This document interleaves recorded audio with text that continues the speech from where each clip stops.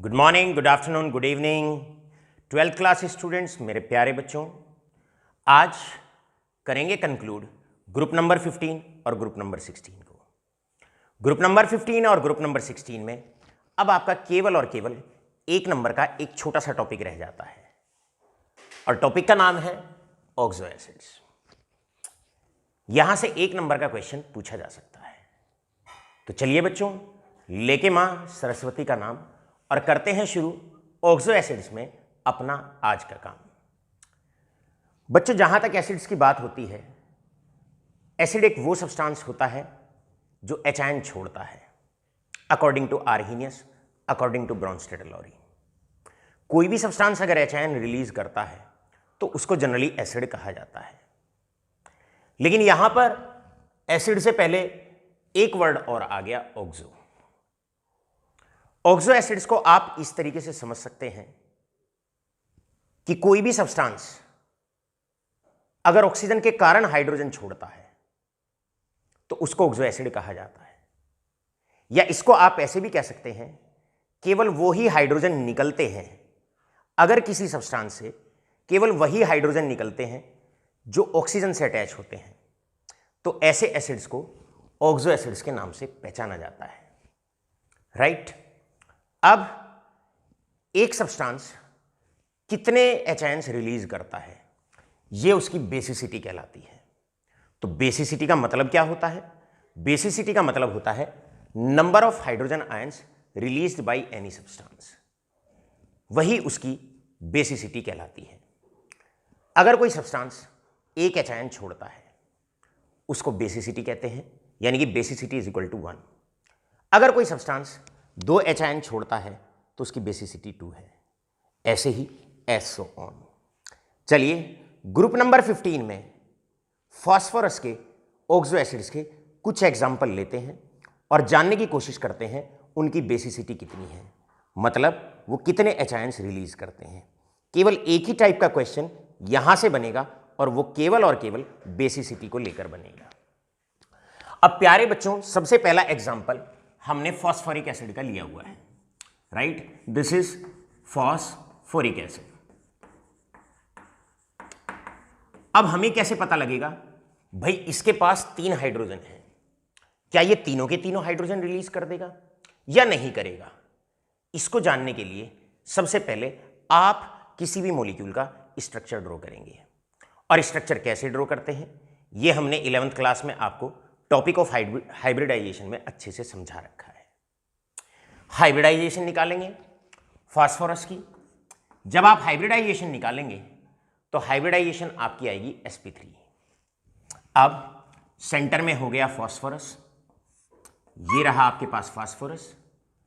Plot करेंगे 4 hybridised orbitals, 4 hybridised orbitals. सबसे पहले सेंटर एटम से सबसे पहले जो पॉलीवेलेंट एटम होता है, डाइवेलेंट एटम होता है, ज्यादा इलेक्ट्रोनेगेटिव एलिमेंट होता है, उसको प्लेस करिए। 1 ऑक्सीजन, 2 ऑक्सीजन, 3 ऑक्सीजन और 4 ऑक्सीजन। अब हम जानते हैं सारे ऑक्सीजन आपने प्लेस कर दिए, अब हाइड्रोजन को प्लेस करिए। लेकिन हाइड्रोजन हमारे पास 3 ही है, तो आपने करना क्या है? एक हाइड्रोजन इधर, एक हाइड्रोजन इधर, क्योंकि ऑक्सीजन 2 बॉन्ड बना सकता है। एक बॉन्ड ऑक्सीजन ने फास्फोरस से बना लिया, बचा एक, वो एक बॉन्ड बनाएगा हाइड्रोजन से। राइट? अब ऊपर की तरफ यहां पर आप देखेंगे फास्फोरस ऑक्सीजन से केवल एक ही बॉन्ड बनाए हुए हैं। हम जानते हैं ऑक्सीजन 2 बॉन्ड बनाता है, तो यहां पर फास्फोरस क्या करेगा, ऑक्सीजन क्या करेगा, फास्फोरस से ही दूसरा बॉन्ड बना लेगा। ये स्ट्रक्चर आपके पास हो जाता है फॉस्फोरिक एसिड का। राइट? अब बोर्ड एग्जाम के लिए बड़े शॉर्ट में किस तरह का क्वेश्चन आता है और कैसे उसका आंसर देना है, आपको आंसर इस तरीके से देना है। क्वेश्चन आएगा, tell the basicity of phosphoric acid. Clear? सबसे पहले आप उसका स्ट्रक्चर प्लॉट करेंगे। स्ट्रक्चर के लिए आप सीधा ये भी लर्न कर सकते हैं, नोट लगा के अब एक पॉइंट लिख ले अच्छे से। जितने भी ग्रुप 15 के ऑक्सो एसिड्स होते हैं, फास्फोरस के, सल्फर के, ग्रुप 16 में सल्फर के, जितने भी ऑक्सो एसिड्स होते हैं लगभग सभी में हाइब्रिडाइजेशन sp3 होती है। सब में आपने टेट्राहेड्रल मॉलिक्यूल बनाना है, टेट्राहेड्रल ज्योमेट्री बनानी है। All right all of you. पहले पॉलीवेलेंट एटम प्लेस करेंगे, उसके बाद मोनोवेलेंट एटम प्लेस करेंगे। अब प्यारे बच्चों, ये आपके पास स्ट्रक्चर आ जाता है फॉस्फोरिक एसिड का। तो चलो बताओ बेसिसिटी कितनी है। यहां पर बेसिसिटी का सीधा सा लॉजिक है, जितने हाइड्रोजन ऑक्सीजन से अटैच हैं एसिड उतने ही हाइड्रोजन रिलीज करता है, क्योंकि हम जानते हैं ऑक्सीजन और हाइड्रोजन के बॉन्ड में ज्यादा पोलैरिटी होती है। बॉन्ड जितना पोलर होता है उतना ही वीकर होता है और आसानी से हाइड्रोजन यहां से निकल जाता है। और सीखते हैं इसको। ये रहा ऑक्सीजन, ये रहा हाइड्रोजन। ऑक्सीजन ज्यादा इलेक्ट्रोनेगेटिव होने की वजह से शेयर्ड पेयर ऑफ इलेक्ट्रॉन को अपनी तरफ खींचता है, जिसकी वजह से ये एच आयन आसानी से रिलीज हो जाता है और इसी के कारण सब्सटेंस की बनती है बेसिसिटी, सब्सटेंस बनता है एसिडिक। तो आप डिटेल में ना जाकर सीधा अपनी आंखें नंबर ऑफ OH लिंकेजेस पर देखेंगे। जितनी जगह हाइड्रोजन ऑक्सीजन से अटैच है केवल वही हाइड्रोजन कोई ऑक्सो एसिड रिलीज करता है। एक OH बॉन्ड, यहां पर ये रहा दूसरा OH बॉन्ड, क्लियर है, और ये रहा तीसरा OH बॉन्ड, तीसरा OH बॉन्ड। इसका मतलब यहां पर इसकी बेसिसिटी जो हो जाएगी, basicity this is equal to 2, basicity is equal to 2, basicity is equal to 3, क्योंकि 3 एच आयन रिलीज होंगे। चलो बच्चों, अब आपको बेसिक आइडिया मिल गया है। दूसरा पॉपुलर एसिड आता है फास्फोरस का। Phosphorus forms a large variety of oxo acids. अब चलते हैं दूसरा एग्जाम्पल फॉस्फोरिक एसिड का, example of oxo acids of phosphorus. Second example में आता है that is ortho phosphorous acid H3PO3। अब आपको H3PO3 नाम भी साथ के साथ आप लिखते रहिएगा, इंपॉर्टेंट है। इसको बोलते हैं orthophosphorous acid. This is known as orthophosphorous acid.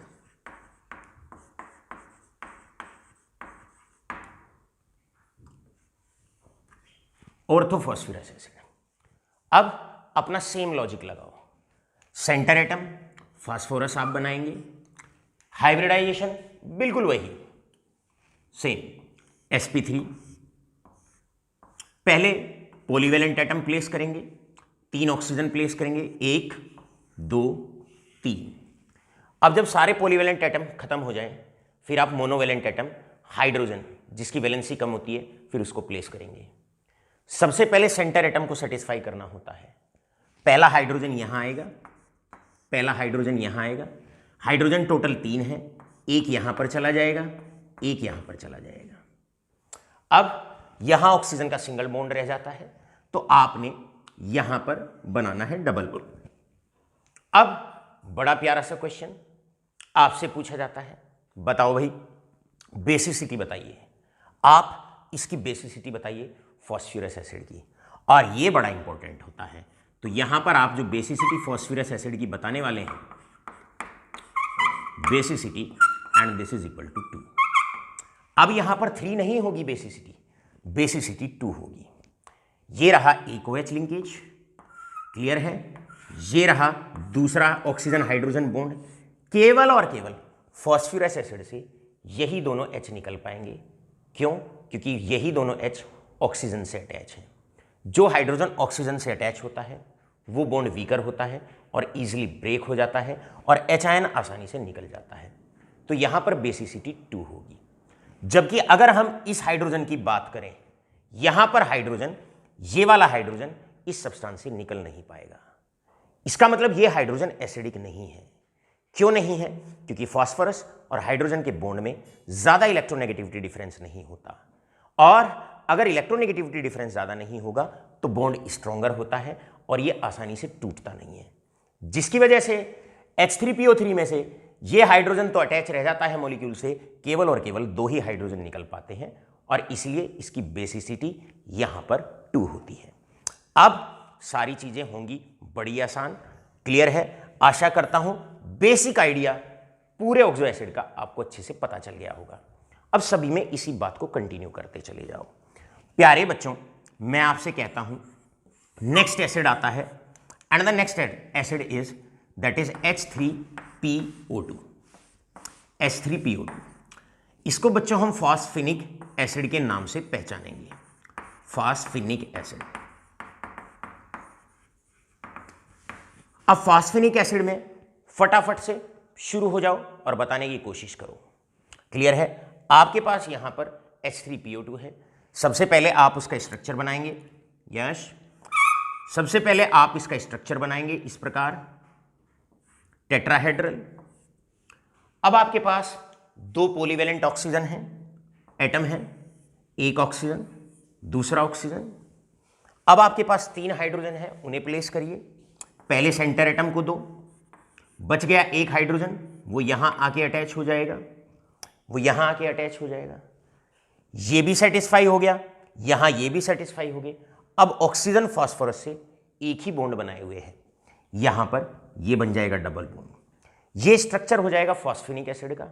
अब आप सीधे सीधे चेक कर सकते हैं, ये 2 बॉन्ड तो मजबूत बॉन्ड होंगे, टूटेंगे नहीं, H आयन नहीं निकल पाएगा। H आयन केवल और केवल यहां से निकल पाएगा। तो हम ये कह सकते हैं the basicity of phosphinic acid is 1। अब आपसे कई बार क्वेश्चन आ जाता है, क्वेश्चन इस तरीके से आ जाता है, भाई इनको अरेंज करिए, फॉस्फेनिक एसिड को, ऑर्थोफॉस्फेरस एसिड को और फॉस्फोरिक एसिड को बढ़ते हुए एसिडिक स्ट्रेंथ के क्रम में अरेंज करिए। It is monobasic, it is dibasic, it is tribasic. आप अरेंज कर सकते हैं। आशा करता हूं पूरा बेसिक आइडिया आपके बहुत अच्छे से समझ में आ गया होगा। अब जहां तक फॉस्फोरिक एसिड का सवाल है, ऑर्थोफॉस्फेरस एसिड का सवाल है, H3PO3 का सवाल है, एक जमाने में इससे बड़ा क्लासिकल सा क्वेश्चन आया करता था। वो आज के समय में तो ज्यादातर कुछ रीसेंट ईयर्स में तो हमने क्वेश्चन नहीं देखा, लेकिन यहां पर एक बड़ा क्लासिकल सा क्वेश्चन ऑर्थोफॉस्फेरस एसिड को लेकर बनता है। पहला क्वेश्चन तो बेसिसिटी को लेकर, दूसरा क्वेश्चन बनता था कि अगर हम ऑर्थोफॉस्फेरस एसिड की रिएक्शन देखें, अगर हम इसको हीट कर देते हैं H3PO3 को, अगर हम इसको हीट कर देते हैं 4 मोल्स लेकर इसको हीट करते हैं, तो इट अंडरगोस डिसप्रपोर्शनेशन रिएक्शन। यहां पर बनता है PH3, यहां पर बनता है PH3, right, plus 3 moles of H3PO4। Clear है? अगर 2 मोल हम ऑर्थोफॉस्फेरस एसिड के हीट करते हैं तो 1 मॉलिक्यूल फॉस्फीन का बनता है और 3 मोल्स हमारे पास फॉस्फोरिक एसिड के मिलते हैं।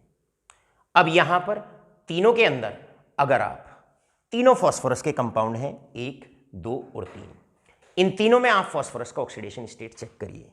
यहां पर फॉस्फोरस का ऑक्सीडेशन स्टेट होता है +3, यहां पर होता है -3, और यहां पर अगर बात करते हैं तो यहां होता है +5। इसका मतलब यहां से यहां चेक करो, ऑक्सीडेशन नंबर डिक्रीज हो गया। आगे जाओगे, यहां से यहां पर जाओगे, यहां से यहां पर जाओगे तो ऑक्सीडेशन नंबर इंक्रीज हो गया। आप जानते हैं इस टाइप की रिडॉक्स रिएक्शन, जहां पर एक ही सब्सटेंस का रिडक्शन, जहां ऑक्सीडेशन नंबर घट रहा है वो तो रिडक्शन स्टेप है, और जहां पर ऑक्सीडेशन नंबर बढ़ता है वो आपका ऑक्सीडेशन स्टेप है। अब सेम रिएक्शन में उसी सब्सटेंस का, उसी फॉस्फोरस का ऑक्सीडेशन हो रहा है और उसी का रिडक्शन हो रहा है, और ऐसी रिडॉक्स रिएक्शन को डिस्प्रपोर्शनेशन रिएक्शन के नाम से पहचाना जाता है। तो क्वेश्चन अभी नोट डाउन करिए, जनरली क्या क्वेश्चन आपसे पूछा जाता है। प्यारे बच्चों, क्वेश्चन आपसे पूछा जाता है गिव एन एग्जाम्पल, कोई एक उदाहरण बताइए फॉस्फोरस के एसिड का जहां पर वो डिस्प्रपोर्शनेशन रिएक्शन शो करता है। Give an example of a disproportionation reaction shown by oxo acid of phosphorus. ये इसका बड़ा क्लासिकल सा क्वेश्चन रहा करता है। आशा करता हूं तीनों एसिड की बेसिसिटी आपके अच्छे से समझ में आ गई होगी और ये क्वेश्चन आपके बहुत अच्छे से समझ में आ गया होगा। अब चलते हैं बाकी एसिड्स की तरफ, लीजिएगा स्क्रीनशॉट। अब बारी है बाकी फॉस्फोरिक एसिड के, ऑक्सो एसिड्स के एग्जांपल्स के बेसिसिटी को डिस्कस करने की। इसी सीक्वेंस में नेक्स्ट एसिड आता है दैट इज H4P2O6। सबसे पहले H4P2O6। एसिड का नाम होता है हाइपोफॉस्फोरिक एसिड। नोट कर लीजिए, सबसे पहले एसिड का नाम क्लियर होना चाहिए। इसको बोलते हैं हाइपोफॉस्फोरिक एसिड, फॉस्फोरिक एसिड। अब बच्चों, आपने करना क्या है, सबसे पहले आपने इसका स्ट्रक्चर लर्न करना है ठीक से। स्ट्रक्चर में कोई भी स्ट्रक्चर हो, बता चुके हैं, सेंटर एटम फॉस्फोरस, इस बार 2 सेंटर एटम हैं, ये रहे 2 सेंटर एटम, क्लियर। 6 ऑक्सीजन है, 3 इधर 3 इधर 3 इधर। एक बॉन्ड फॉस्फोरस खुद बना लेगा, 3 बॉन्ड ऐसे बन जाएंगे। यहां पर भी टेट्राहेड्रल ही रहेगा, यहां पर भी टेट्राहेड्रल ही रहेगा। हाइड्रोजन है 4, 2 आप इधर दे दीजिए, 2 आप इधर दे दीजिए। बचे फॉस्फोरस का ऑक्सीजन से सिंगल बॉन्ड, ऑक्सीजन बनाएगा डबल बॉन्ड। अब आप सीधे सीधे इस मॉलिक्यूल में चेक कर सकते हैं, सीधे सीधे चेक कर सकते हैं। एक OH, 2, 3 और 4। ऑक्सो एसिड्स में जितने हाइड्रोजन ऑक्सीजन से अटैच होते हैं वही एसिड की बेसिसिटी होती है, उतने ही हाइड्रोजन रिप्लेसेबल होते हैं। तो बेसिसिटी ऑफ यहां पर हाइपोफॉस्फोरिक एसिड की अगर हम बात करें, बेसिसिटी होगी 4। अब फटाफट से, चीजें मुश्किल नहीं है, आसान है, फटाफट से नेक्स्ट एसिड की एग्जांपल सीखते हैं। नेक्स्ट एसिड आता है पायरोफॉस्फोरिक एसिड। सबसे पहले पायरोफॉस्फोरिक एसिड का फॉर्मूला H4P2O7। स्ट्रक्चर कुछ इस प्रकार, सबसे पहले आपने सेंटर एटम बनाने हैं। अब सेंटर एटम sp3 हाइब्रिडाइज्ड होगा, 2 है तो दोनों sp3 हाइब्रिडाइज्ड होंगे ऐसे।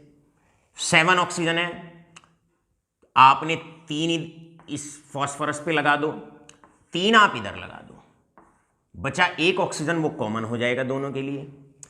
4 हाइड्रोजन है, 2 इस साइड लगा दीजिए, 2 बच्चों इस साइड लगा दो, क्लियर है। और ये जो सिंगल बॉन्ड ऑक्सीजन का रह जाता है, यहां पर डबल बॉन्ड लगा दो, क्लियर। अब आपके पास, इसको बोलते हैं pyrophosphoric acid, pyrophosphoric acid, pyrophosphoric acid. अब आप यहां पर आसानी से देख सकते हैं, 1, 2, 3, 4, आपके पास 4 OH लिंकेजेस हैं, 1, 2, 3 और 4 OH लिंकेज हैं। तो बेसिसिटी यहां पर जो हो जाएगी, basicity of pyrophosphoric acid, that is simply equals to 4। Following into the same sequence last oxo acid आता है, क्लियर। लास्ट ऑक्सो एसिड आता है यहां पर अगर हम बात करें, एंड दैट इज H4P2O8। सबसे पहले इसका नाम अच्छे से लर्न होना चाहिए। नाम है इसका peroxo diphoric acid, diphoric acid, clear है। Peroxo diphoric acid, 2 centre atom, 4 oxygen, 1 phosphorus पे, 4 1 पर, बस करते चले जाओ इस प्रकार। ये इसका स्ट्रक्चर हो जाएगा।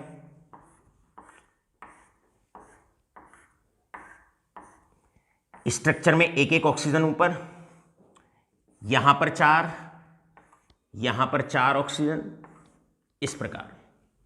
अब 4 हाइड्रोजन है, 2 इधर लगा दो, 2 आपने इधर लगा दिए। ये ऑक्सीजन ऑक्सीजन से बॉन्ड बना लेगा, ये वाला ऑक्सीजन डबल बॉन्ड बना लेगा, और आपके पास 4 OH लिंकेज इसके अंदर होंगे। 4 OH लिंकेज आपके पास यहां पर है। जितने OH होते हैं ऑक्सो एसिड में, उतनी ही बेसिसिटी होती है। तो यहां पर इस एसिड की बेसिसिटी बच्चों हो जाएगी, that is 4। Basicity is equal to 4। इस प्रकार चीजें मुश्किल नहीं है, सरल है, आसान है। आप बड़े आसानी से, बड़े प्यार से इजीली आप नोट डाउन कर सकते हैं, कोई मुश्किल नहीं है। तो आशा करता हूं ऑक्सो एसिड ऑफ ग्रुप 15 के किस तरीके से बेसिसिटी आपको निकालनी है, कैसे स्ट्रक्चर प्लॉट करने हैं। अब आपने अगर सारे स्ट्रक्चर ठीक से देखे हों तो 2-3 बात कॉमन है। पहली बात, हाइब्रिडाइजेशन sp3, दूसरी बात, सारे ऑक्सो एसिड्स आप देख लो फास्फोरस के, सब में फास्फोरस एक डबल बॉन्ड ऑक्सीजन के साथ बनाता है। बेसिक से कुछ बातें हैं, उन्हें लर्न कर लोगे, ध्यान कर लोगे, हर एक एसिड की बेसिसिटी आसानी से बता पाओगे। चलो बच्चों, लो स्क्रीनशॉट। अब बारी है ऑक्सो एसिड्स ऑफ ग्रुप 16 या ऑक्सो एसिड्स ऑफ सल्फर। सबसे पहला किंग ऑफ केमिकल्स की बात करते हैं, और किंग ऑफ केमिकल्स आप जानते हैं, that is sulphuric acid H2SO4। इसके बाद दूसरा एसिड लेते हैं जिसको ऑर्थो सल्फ्यूरस एसिड कहा जाता है, and that is H2SO3, ortho sulphurous acid. तीसरे एसिड की बात करते हैं जिसको कैरोज एसिड के नाम से पहचाना जाता है, कैरोज एसिड, और फॉर्मूला होता है H2SO5, कैरोज एसिड। यहां पर भी पहली बात कॉमन ही रहेगी, या तो हाइब्रिडाइजेशन निकालो, ज्योमेट्री ड्रॉ करो, बेसिसिटी चेक करो, या फिर एक काम करिए, यहां पर भी सेंटर एटम sp3 हाइब्रिडाइज्ड होता है। सेंटर एटम sp3 हाइब्रिडाइज्ड आप बनाएंगे, क्लियर है? सेंटर एटम sp3 हाइब्रिडाइज्ड बना दो बच्चों। यहां पर ये रहा सल्फर, इस प्रकार sp3 हाइब्रिडाइज्ड आप बना दीजिए। ऑलराइट, 4 ऑक्सीजन प्लेस कर दो बेटा, 4 ऑक्सीजन प्लेस करो, डाइवेलेंट एटम पहले प्लेस करो। 2 पोजीशन पे आपके आ जाएंगे हाइड्रोजन, 2 पोजीशन पे आ जाएंगे हाइड्रोजन। अब 2 ऑक्सीजन ऐसे बच गए जो सिंगल बॉन्ड बना रहे हैं सेंटर एटम से, बाकी कोई और एटम बचा नहीं, बना लेंगे डबल बॉन्ड, बना लेंगे डबल बॉन्ड। अब सल्फ्यूरिक एसिड में आप चेक करें, यहां पर 2, एक OH, दूसरा OH, 2 OH लिंकेजेस हैं। जितने OH लिंकेज होते हैं वही बेसिसिटी होती है। इसका मतलब इट इज, इसकी बेसिसिटी 2 है। इसका मतलब सल्फ्यूरिक एसिड एक डाई बेसिक एसिड होता है। सल्फ्यूरस एसिड में याद रखेंगे, बस इसका स्ट्रक्चर थोड़ा सा अलग होता है। पहले आप 3 ऑक्सीजन प्लेस कर दें, 3 ऑक्सीजन, एक पोजीशन पे होता है लोन पेयर, एक पोजीशन पे होता है बच्चों लोन पेयर। बस हल्का सा एक्सेप्शन सल्फ्यूरस एसिड में होता है, एक पोजीशन पे लोन पेयर होता है। ये एक H ये रहा, एक H ये रहा, 2 OH लिंकेजेस होते हैं, और जितने OH लिंकेज होते हैं वही बेसिसिटी होती है, यानी कि इसकी बेसिसिटी 2 हो जाएगी। ये भी आपका एक डाई बेसिक होता है। इस प्रकार ये एक डबल बॉन्ड। कई बार तो क्या होता है, जब कहते हैं भाई पेपर बड़ा आसान आ गया, तो बच्चे को स्ट्रक्चर ही ड्रॉ करके दे देते हैं और कहते हैं कि बताइए उसकी बेसिसिटी बताइए, लेकिन आप फिर भी स्ट्रक्चर की प्रैक्टिस करके जब आगे बढ़ेंगे। इसके बाद आता है कैरोज एसिड। कई बार नीट और जेईई के पेपर में फॉर्मूला ना देकर सीधा नाम दे देते हैं, बताओ भाई बेसिसिटी ऑफ कैरोज एसिड कितना है। तो सबसे पहले कैरोज एसिड का जो फॉर्मूला है H2SO5 आपको लर्न होना चाहिए। अब यहां पर 5 है डाइवेलेंट, 1, 2, 3, 4। अब आपके पास एक ऑक्सीजन बच गया, 2 हाइड्रोजन, यानी कि एक ऑक्सीजन एक हाइड्रोजन यहां और एक हाइड्रोजन यहां। बचे 2 ऑक्सीजन सल्फर के सिंगल बॉन्ड, यहां लगा दो डबल बॉन्ड। कैरोज एसिड का ये स्ट्रक्चर होता है। इसमें एक आपका परऑक्साइड लिंकेज होता है, इससे हमें कोई मतलब नहीं, डायरेक्ट OH लिंकेजेस आपने चेक करने हैं। एक OH लिंकेज ये रहा, एक OH लिंकेज बच्चों ये रहा, सीधा आप कह सकते हैं basicity is equal to 2, basicity is equal to 2। ऐसे ही हमारे पास और भी सल्फर के एसिड्स आते हैं जहां पर एक से ज्यादा सेंटर एटम होता है, एक से ज्यादा सल्फर होता है। एग्जांपल लेते हैं H2S2O6, इसको dithio, this is known as dithio sulphuric acid, इसको पहचाना जाता है, या सिंपल इसको डाइथायोनिक एसिड के नाम से भी पहचानते हैं। डाइथायोनिक एसिड के नाम से भी इसको पहचाना जाता है। अपना सीधा वही काम करना है, 2 सल्फर 2 सेंटर एटम, एक सेंटर एटम बॉन्ड बना लेगा सेंटर एटम से, इसके बाद 3 ऑक्सीजन, ऐसे 3 बॉन्ड इधर 3 बॉन्ड इधर, 3 ऑक्सीजन 1 2 3, 3 ऑक्सीजन 1 2 3, हाइड्रोजन है 2, ये रहे, एक इधर आ जाएगा, एक इधर आ जाएगा। बच गए सल्फर ऑक्सीजन के सिंगल बॉन्ड्स, उन्हें आप डबल बॉन्ड बना देंगे। स्ट्रक्चर लर्न करना है, चेक करना है, अब इसकी बेसिसिटी बतानी है। इसकी बेसिसिटी एक OH लिंकेज ये रहा, एक OH लिंकेज ये रहा, एक OH लिंकेज ये रहा। इसका मतलब basicity is equal to 2, basicity is equal to 2। यहां पर इसकी बेसिसिटी 2 है। चलते हैं बाकी नेक्स्ट एसिड की तरफ। फिफ्थ आपका एसिड होता है, ऑक्सो एसिड होता है, that is belonging to group 16 sulphur का, जिसको पायरोसल्फ्यूरिक एसिड के नाम से पहचाना जाता है। फॉर्मूला हो जाएगा बच्चों H2S2O7। अब आपके पास 2 सेंटर एटम है, एक सल्फर ये रहा, एक सल्फर ये रहा, 7 ऑक्सीजन है, 3 एक साइड, 3 एक साइड, और एक हो जाएगा कॉमन। ऐसे 1 3 एक साइड, 3 एक साइड, एक को कॉमन कर दीजिए। 2 हाइड्रोजन है, एक इधर दे दीजिए, एक इधर दे दीजिए, बच गए बाकी बॉन्ड। जो सिंगल बॉन्ड है वो डबल बना दीजिए ऐसे। यहां पर आप चाहें इस OH को इधर रख के डबल बॉन्ड इधर भी कर सकते हैं, इससे कोई डिफरेंस नहीं है, क्योंकि बेसिक जो क्वेश्चन आपका बनना है वो बेसिसिटी को लेकर बनना है। एक OH बॉन्ड ये रहा, एक OH बॉन्ड ये रहा, कह सकते हैं बेसिसिटी इज इक्वल टू 2। यहां पर भी बेसिसिटी 2 है। लास्ट एसिड ऑक्सो एसिड आता है, and last oxo acid is बच्चों जिसे हम कहते हैं Marshall's acid. Last oxo acid है मार्शल्स एसिड। मार्शल एसिड का दूसरा नाम होता है, आप नोट कर लीजिए, second name of Marshall acid is that is per oxo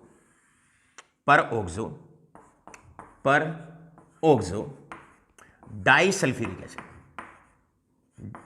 disulphuric acid. 2 centre atom बनाओगे,